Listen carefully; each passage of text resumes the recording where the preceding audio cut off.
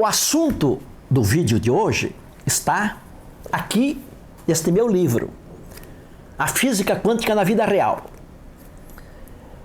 que é o resultado das minhas pesquisas de mais de 25 anos, 30 anos, sobre como utilizar a física quântica na vida prática. Um verdadeiro manual prático, de linguagem fácil e compreensível, fundamentado rigorosamente em ciência, nada de misticismo, nada de autoajuda.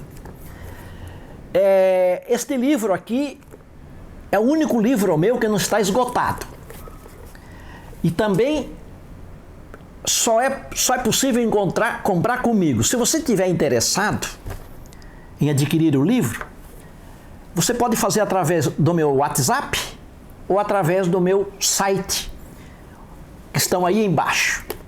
Se o site não funcionar, porque às vezes ele tem defeito, então você pode comprar pelo meu WhatsApp, tá certo? Também tenho o livro meu, O Efeito Psíquico das Cores nos Ambientes. Eu estudo como é que as cores que estão no nosso ambiente influenciam psiquicamente o nosso comportamento. Eu estudo 28 diferentes cores. Nenhum livro no mundo estuda tantas cores como eu estudo. Se você tiver interesse em comprar este livro, também é possível através do site ou através do meu WhatsApp. Tá certo? Qualquer físico cientista que deseja avançar na compreensão da física quântica, necessariamente tem que também pensar filosoficamente, além de pensar matematicamente. De fato, a compreensão dos fundamentos mais essenciais da física quântica necessariamente exige reflexões profundas. Reflexões com base em fundamentos filosóficos. Pois a física quântica está fundamentada em princípios transcendentes e metafísicos, que são os objetos de estudos da filosofia. Como filósofo da ciência, pois a filosofia também é uma das minhas formações, eu tenho falado bastante sobre isso, através dos meus vídeos publicados aqui no YouTube, através dos meus livros e através dos meus cursos. Veja, para um físico entender a física quântica, não basta apenas saber o que são os fundamentos e os processos quânticos. Não basta apenas saber sobre equações. Só isso não basta. Isto não é suficiente. Tratando-se de física quântica, tratando-se de mecânica quântica. O fato é que, através dos seus fantásticos fenômenos, a física quântica quebrou importantes paradigmas da física clássica, trazendo para o reino da física ideias, concepções e teorias até então jamais cogitadas. Uma dessas quebras de paradigma foi a necessidade de admitir também a participação da consciência do observador no processo da observação da partícula. Não dá mais para você estudar a realidade se não considerar também presente na realidade a consciência ou o espírito. Isso é inédito na história da ciência. Isso significa que, para entender a física quântica, é necessário também o estudo da consciência. É necessário entender um pouco de ontologia humana, entender um pouco de percepção humana. Por causa da necessidade da reflexão filosófica para a compreensão da física quântica. Com este vídeo de hoje, eu estou iniciando uma nova série de vídeos aqui no YouTube. Esta série tem o nome de Os Filósofos e a Física Quântica. Eu tenho certeza de que você vai achar muito massa. Tá ligado? George Berkeley foi um filósofo e teólogo irlandês da primeira metade do século XVIII. Nessa época, na Inglaterra, estava acontecendo uma grande discussão entre os filósofos ingleses. Uma discussão bastante polêmica. De um lado, estavam os filósofos empiristas, materialistas, ateus, como John Locke, Thomas Hobbes, David Hume, principalmente. Esses filósofos negavam a existência de Deus e também negavam a existência do Espírito. E eles também afirmavam que a realidade última era a matéria. Para esses filósofos materialistas, tudo tinha origem na matéria. Inclusive, a própria consciência, o próprio intelecto, a intuição, o amor, todas essas coisas que compõem a realidade humana eram criadas pela matéria. Do outro lado da discussão estava George Berkeley, defendendo a existência de Deus e afirmando que a realidade última não era a matéria, mas o espírito. Ou seja, a realidade humana está fundamentada no espírito. George Berkeley era um filósofo espiritualista. Contrariamente aos filósofos materialistas, George Berkeley defendia tanto a existência do espírito quanto a existência de Deus. Para Berkeley, a realidade é percepção. Só existe percepção, mais nada. Existir significa ser percebido. Aquilo que não é percebido não existe. E a percepção é um ato humano. Veja, na realidade humana, existem muitas coisas que nós não percebemos, que nós não conseguimos ver nem tocar. Por exemplo, a saudade, o amor, a dor, o medo, a compreensão, a tristeza, a alegria. Essas coisas não têm existência visível, ponderável. Essas coisas não são coisas físicas. Elas não existem fora de nós. Essas coisas a gente apenas sente, mas nós não as vemos. Mas, uma pergunta: se essas coisas não existem fora de nós, então como é possível que elas existam? Eu respondo: essas coisas como saudade, amor, dor, por exemplo, elas existem exatamente porque nós a sentimos. É o nosso ato de sentir que faz essas coisas existirem. A existência dessas coisas está fundamentada no sentimento que nós temos dela.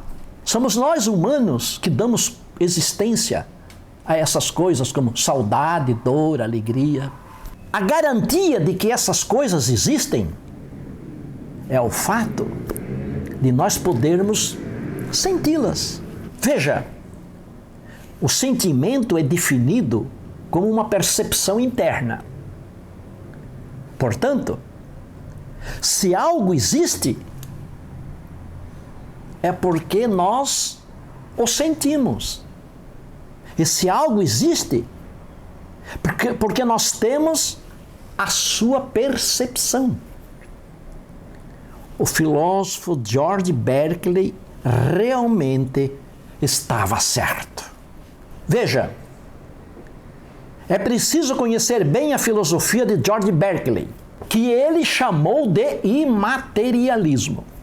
Quando Berkeley afirmava que a matéria não tem existência em si, ele não estava querendo dizer que lá fora da nossa mente a pedra não existe. Não é isso que ele afirmava. O que ele afirmava era que o que faz a pedra existir é uma espécie de mente universal. Algo que ele chamou de Deus. É essa mente universal que dá existência às coisas materiais que estão lá fora da nossa mente. Essas coisas que estão lá fora da nossa mente não têm existência em si. Elas têm existência num fundamento transcendente que George Berkeley chamou de Deus. Desta forma, segundo Berkeley, é Deus que sustenta o universo, que sustenta a existência do universo. Inclusive nós. Essa intuição de Berkeley resolve magistralmente o velho problema de saber quem observou o universo para que ele pudesse existir, segundo o colapso da função de onda. Quem foi que produziu o colapso da função de onda do universo? Berkeley resolve esse problema, pois foi essa mente universal que observou o universo e que ainda observa as coisas materiais para que elas possam existir. Agora, chegou o momento de nós perguntarmos: o que o filósofo George Berkeley tem a ver com física quântica? Eu explico isso. Veja, antes da partícula ser observada, ela existe no seu estado de superposição, ou emaranhamento quântico, que é uma realidade imponderável, incomensurável e invisível, sem tempo e sem espaço. Uma verdadeira coisa mal assombrada. Isso significa que antes de ser observada, a partícula não existe. E é nisso mesmo que os físicos acreditam. Mesmo os físicos materialistas. Você percebeu? Antes de ser observada, a partícula é como a saudade, o amor, o medo. É como essas coisas que também não existem, como nós acabamos de ver. Só que, mesmo não existindo fora da nossa mente, nós sabemos que essas coisas existem. E nós sabemos isso porque nós sentimos essas coisas. Nós temos a percepção dessas coisas, como saudade, amor, alegria, tristeza, medo. Elas existem porque nós temos a percepção, é a percepção que dá existência a essas coisas. E é aqui que o filósofo George Berkeley entra no esquema da física quântica. Vamos ver como é que isso acontece. Mesmo não existindo na realidade física, quando a partícula se encontra no seu estado de superposição, assim mesmo, essa partícula interage com o campo quântico eletromagnético do aparelho de observação. E quando isso acontece, ela desfaz o seu estado de superposição. A partícula está aqui, no emaranhamento quântico. Não tem existência nenhuma. Aqui está o aparelho elétrico com o seu campo quântico, E o campo quântico também é uma coisa não física. Quando ela se aproxima, interage com o campo quântico eletromagnético do aparelho. Essa teoria, os físicos chamam de descoerência quântica. Mas, afinal, como é que os físicos sabem que, quando a partícula perde o seu estado de superposição, ou seja, como é que eles sabem que ocorreu a descoerência quântica? Eu respondo, quando isso ocorre, quando ocorre a descoerência quântica, no aparelho de observação, um ponteiro se move. Um ponteiro que foi instalado ali no mostrador. Quando ocorre a descoerência quântica, quando a partícula perde o seu estado de superposição, move-se um ponteiro. Somente quando o observador vê o ponteiro se movendo, é que ele sabe que a partícula desfez o seu estado de superposição. Mas ele precisa ver o ponteiro se movendo. Se o aparelho de observação não estiver equipado com um ponteiro, então o observador não poderá afirmar que a partícula se materializou. O observador só pode dizer, agora existe uma partícula na realidade, se ele viu o ponteiro se mover. O observador pode afirmar que a partícula se materializou somente quando ele vê o ponteiro se mover. Ou seja, somente quando o observador tem uma percepção do ponteiro se movendo. Exatamente como o filósofo George Berkeley afirmou. Existir é ser percebido. Se não tivesse um ponteiro para que existisse uma percepção, a partícula não estaria existindo no universo físico. A partícula que está sendo observada passa a existir na realidade física somente quando ela é percebida pelo observador. Não é quando se dá a descoerência quântica. É quando ela é percebida através do ponteiro.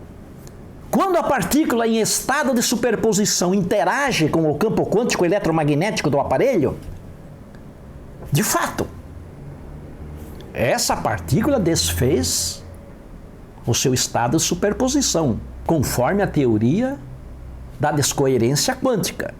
E isso é certo. Mas aqui nós só temos a garantia de que a partícula desfez o seu estado de superposição. Nós ainda não temos a garantia que ela passou a existir no universo, porque ela não foi percebida.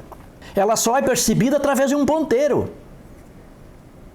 E para que haja essa percepção é preciso ter a consciência de um observador. Mas, como eu disse, não significa que a partícula se materializou na realidade física depois que ela sofreu descoerência quântica. Significa apenas que a partícula já não está mais no estado de superposição ou no seu emaranhamento quântico. Só isso. Só descoerência quântica não basta.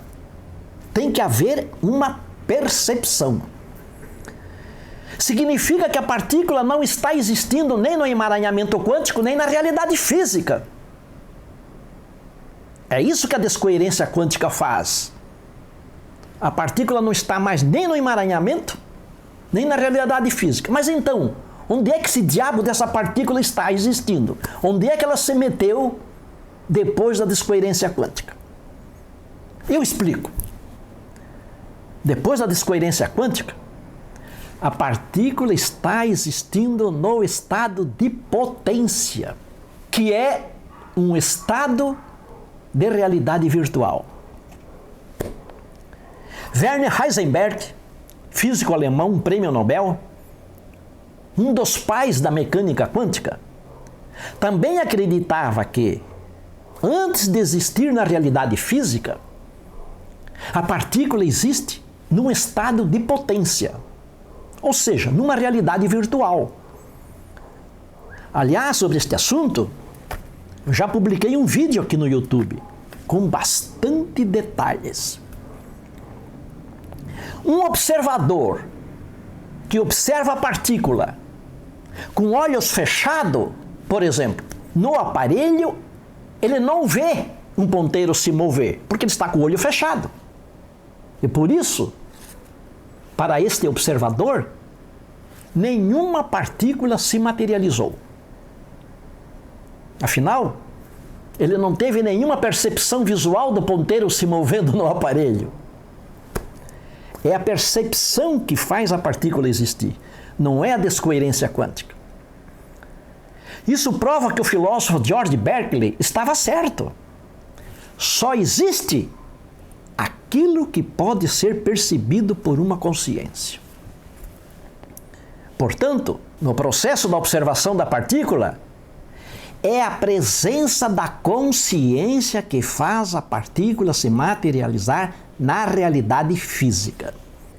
E isso está comprovado por meio do formalismo matemático, da chamada cadeia de von Neumann, um formalismo matemático desenvolvido pelo físico húngaro John von Neumann, Prêmio Nobel de Física. Como eu já expliquei num vídeo anterior postado aqui no YouTube. De fato, não existe observação sem observador. Isso é óbvio. Muitos físicos utilizam o argumento da descoerência quântica para poderem negar a participação da consciência no processo do colapso da função de onda. Quando eles fazem isso, esses físicos estão afirmando que é possível uma observação sem um observador. É a mesma coisa que afirmar a existência de um ovo sem uma galinha. Para um filósofo qualquer, isso é algo intelectualmente risível, hilário, cômico, bufônico, intelectualmente cômico. A saudade, a dor ou o medo, como eu já falei, não existem na realidade física do nosso corpo. Porém, mesmo assim, a nossa consciência é capaz de interagir com essas coisas através da percepção interna, do sentimento. Embora essas coisas não existam na realidade física do nosso corpo, através da percepção interna delas, a nossa consciência faz existir. Porque nós sentimos a saudade, ela é tão real que nos faz chorar. Nós sentimos o medo. São coisas reais. Embora essas coisas não existam no nosso corpo, é a nossa consciência, através da percepção interna, que dá existência a elas. O mesmo caso das partículas. É a percepção da consciência que dá existência para a partícula, que materializa a partícula através do processo do colapso da função de onda. A partícula em estado de potência também não existe na realidade física, fora do nosso corpo.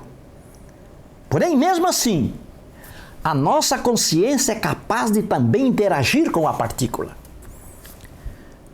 As partículas, assim como a saudade, o medo, etc., todas essas coisas existem em estado de potência. Existem numa realidade virtual, que ninguém sabe que diabo é isso. Ninguém sabe qual é a natureza da realidade do campo quântico, onde as leis físicas não existem, onde o tempo não existe, onde o espaço não existe, onde as coisas surgem do nada, desaparecem do nada, onde uma partícula se transforma em outra partícula. Tudo isso aí é estudado através da teoria quântica de campos. Não dá para negar. Mesmo assim, a nossa consciência é capaz de interagir com essas realidades transcendentes, imponderáveis, incomensuráveis, fantasmáticas.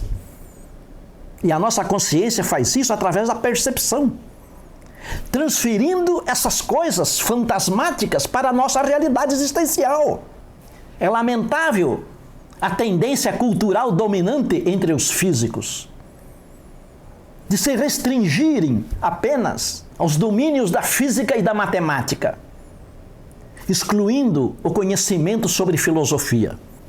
Os físicos não leem sobre filosofia.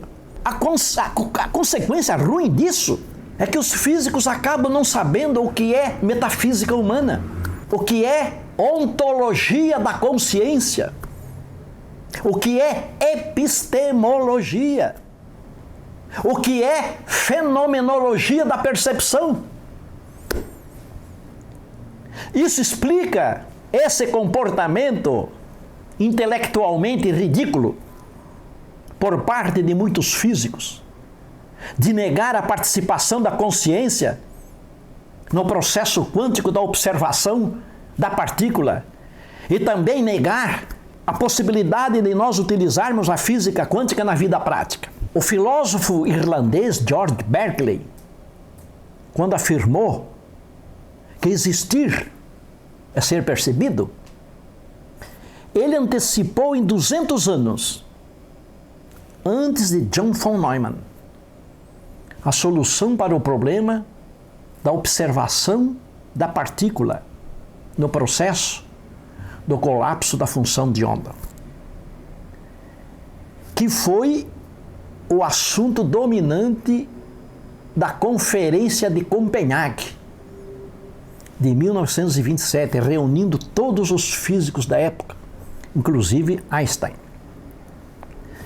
Se você gostou dessa nova série que eu estou iniciando sobre os filósofos e a física quântica, e eu vou falar de muitos filósofos, então fique atento, pois muito em breve será publicado mais um desses vídeos. Um abraço quântico.